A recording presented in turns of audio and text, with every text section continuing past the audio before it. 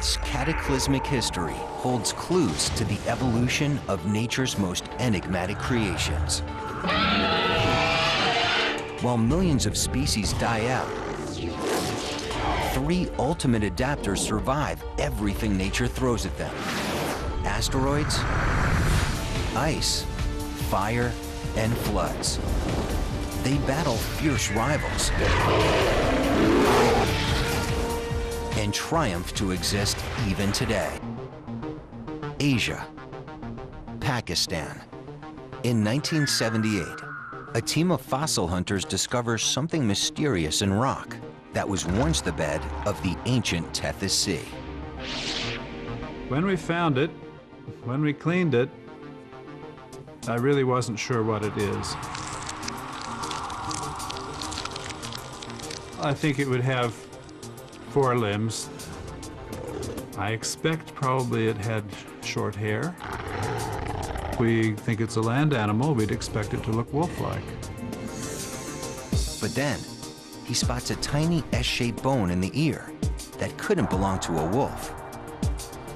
Known as a sigmoid process, it's unique to one order of animals that now lives in the water. It's something primitive, it's something transitional, but nonetheless, with the sigmoid process, a primitive whale. As incredible as it sounds, the modern whale began life as a land animal.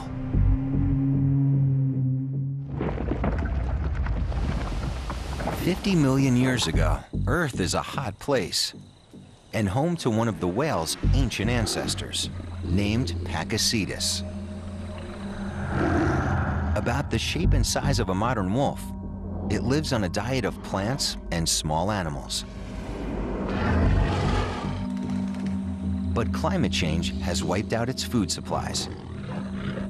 So Pakicetus takes his first tentative steps into water.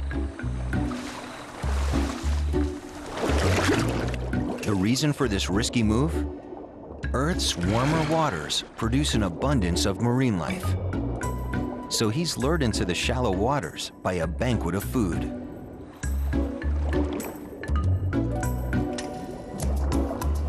He's living large until he realizes he's not the only diner. In fact, he's on the menu.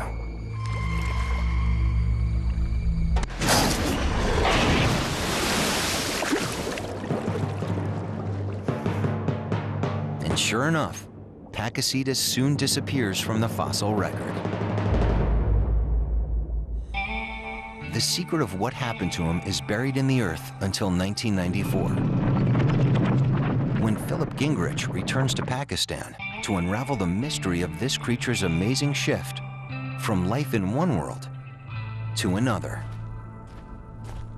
They're extraterrestrial in the sense that they left the Earth, they left the land, and live in the sea today, which is a little like outer space, really. And the change to be able to live there is big. His team finds another bizarre ancient whale skeleton, which could be the missing link.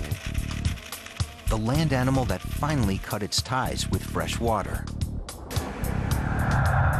This creature has shapeshifted into a better swimmer.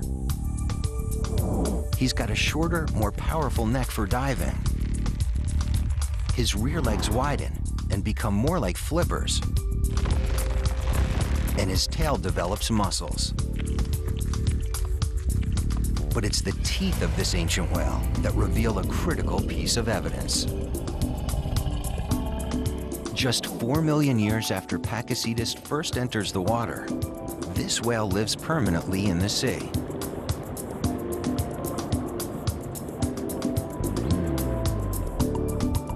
This is the first whale that really took to the sea, and to be honest, we didn't believe it. Gingrich dubs his find Rhodocetus. Incredibly, it appears to be the missing link between the wolf-like ancient whale, its descendants, and modern whales. Clues about this amazing transformation lie in the new world where Rhodocetus lives. 46 million years ago, India is separate from the landmass of Eurasia. The Tethys Sea lies between. Over tens of millions of years, India moves closer to Eurasia. As the Tethys Sea narrows, it becomes more shallow and full of light. A perfect home for breeding microorganisms and the fish that feed on them. To adapt to this watery fish mart, Rhodocetus has shapeshifted.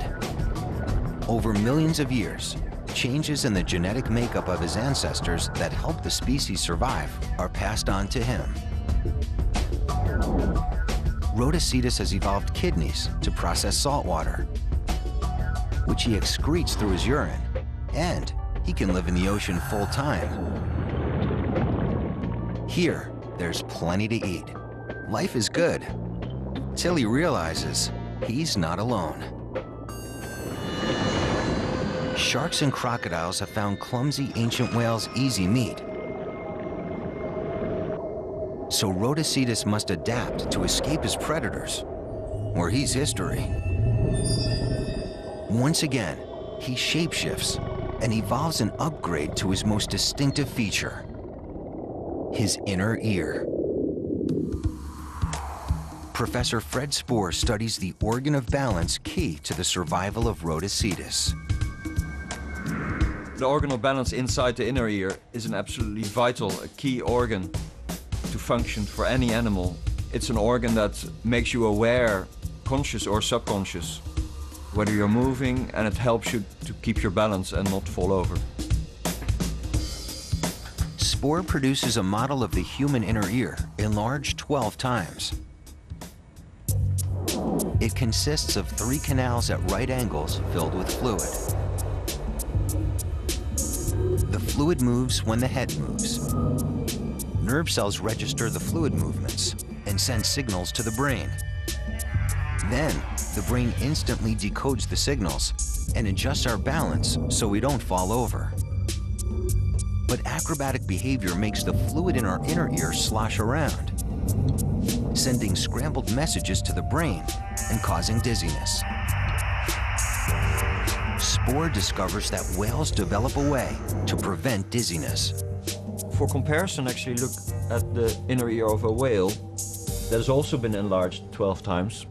Then we can see that there's not that much overall difference in size, even though whales are, of course, much larger than humans are.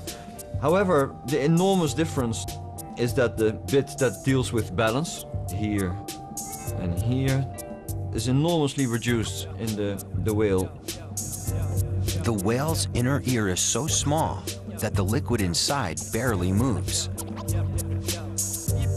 It allows whales to turn and twist at high speed without getting disoriented.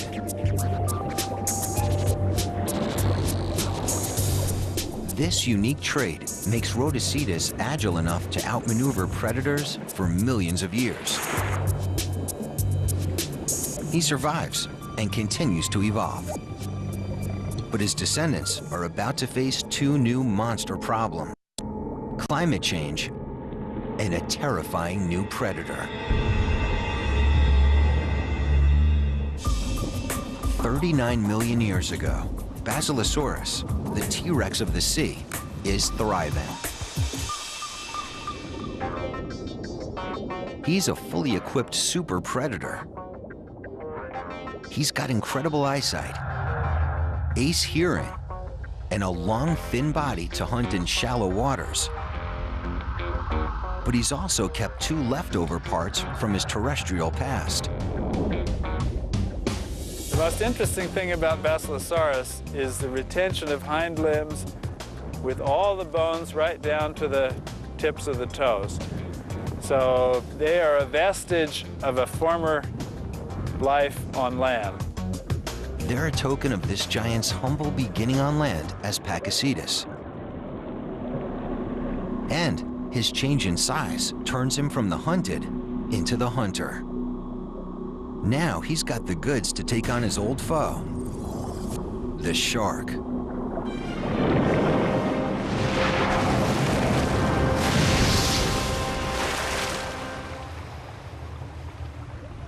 Basilosaurus rules the Tethys Sea for a while, until one of his neighbors emerges, a smaller, seemingly more vulnerable whale species, the Durodon whale. It's similar to a modern dolphin. It has a powerful spine and short flipper-shaped forelimbs.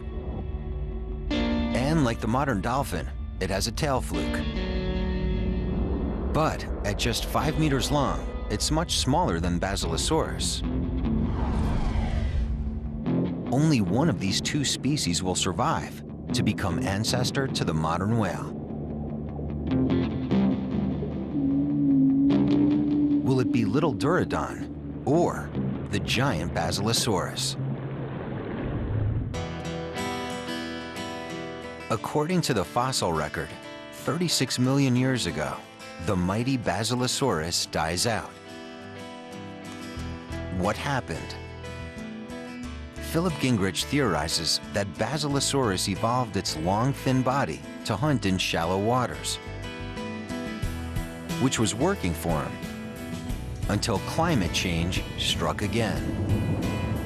35 million years ago, Earth has another cold snap. Oceans cool. Antarctica splits from South America and develops a permanent ice cap. As a result, sea levels drop and shallow coastal waters disappear. Basilosaurus is forced to hunt in deep water.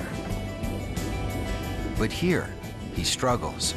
He lacks the power to dive. Maybe it's only good for living in surface water. Maybe once you need to dive to get food, it wasn't so good anymore. The giant is gone. But short and muscular, little Durodon has no such problems. He survives. But the future of the whale species is in grave danger. Later, ancient whales face what many consider the most terrifying predator in history. Monster sharks, known as megalodon. These are nothing like the sharks of the past.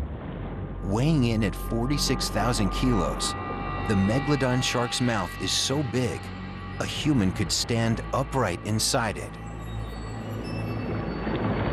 With the monster sharks biting at his tail, Durodon flees for his life toward the polar seas. And he has an ace in the hole. He's the descendant of a land animal, a mammal, so he's warm-blooded. His body can handle the cold of the polar seas. But monster sharks can't. They're cold-blooded. Their bodies can shut down in polar waters.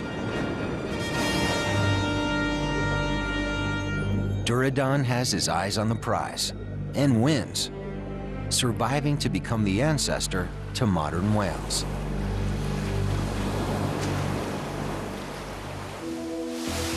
From the miraculous story of an animal that began on land and evolves to live in the sea, and an awkward land animal takes to the sea, where more than 80 whale species now thrive, from the largest, the blue whale, with a heart the size of a Volkswagen Beetle, to the bowhead, who can live for over 200 years. These are the ultimate survivors.